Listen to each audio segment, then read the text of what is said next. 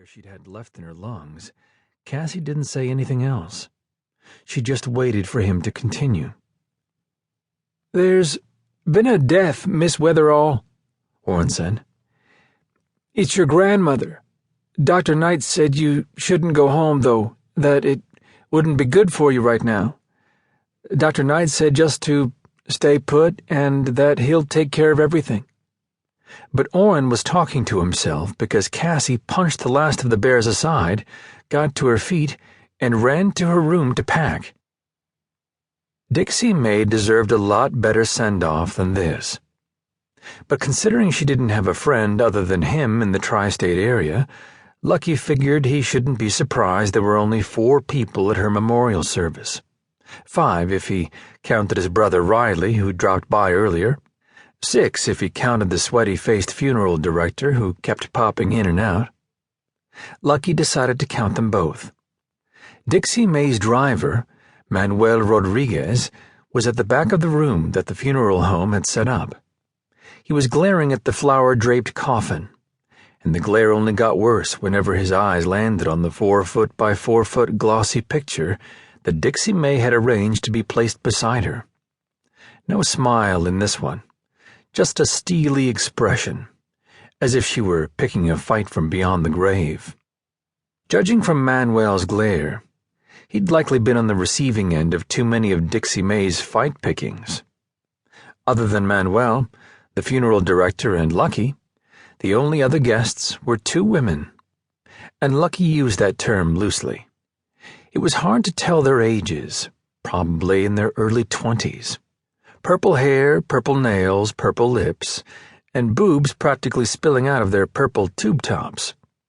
Yet another loosely used term, because the tops were more like Band-Aids.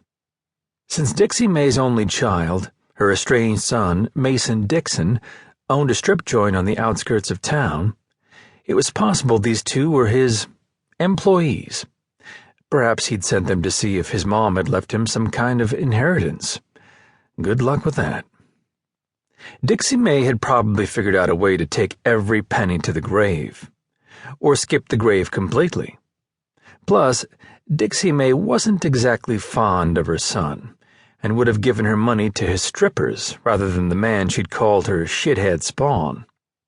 Lucky hadn't been able to get in touch with Dixie May's only other living relative, her granddaughter Cassie, though Lucky and Dixie May's doctor had left her a couple of messages at her office in Los Angeles.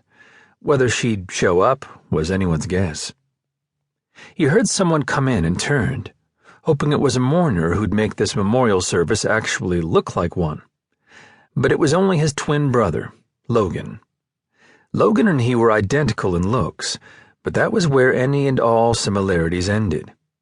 Logan was the responsible, successful tycoon who ran the family business, McCord Cattle Brokers, and had been in charge of it since their parents had been killed in a car wreck 14 years ago. Lucky was the screw-up. Considering their older brother had been an Air Force Special Ops super troop and his sister was the smartest woman in Texas, it meant all the good family labels had been taken away. Screw-up suited him just fine. Fewer expectations that way. After having a short chat with Manuel, Logan came to the front where Lucky was standing. Even though Logan ran a cattle brokerage company, and ran it well, of course, there were no bullshit smells coming from his boots that thudded on the parquet floor. With his crisp white button-up shirt and spotless jeans, he looked as if he were modeling for the cover of Texas Monthly magazine. Logan had done exactly that, a couple of times. "Are those Mason Dixon's girls from the strip club?" Logan hitched his thumb to the pair in the back. Lucky shrugged. "Don't know for sure. I introduced myself when they arrived, but the only response I got was a grunt from one of them." He'd been afraid to ask anything else since even the smallest movement might cause those tube tops to explode. "Did Dixie May go peacefully?" Logan asked. "As peacefully as Dixie May could ever go anywhere. Thanks for coming. She would have appreciated it." "No, she wouldn't have. But I didn't come here for her. Are you okay?" The funny thing about having an identical twin was being able to look into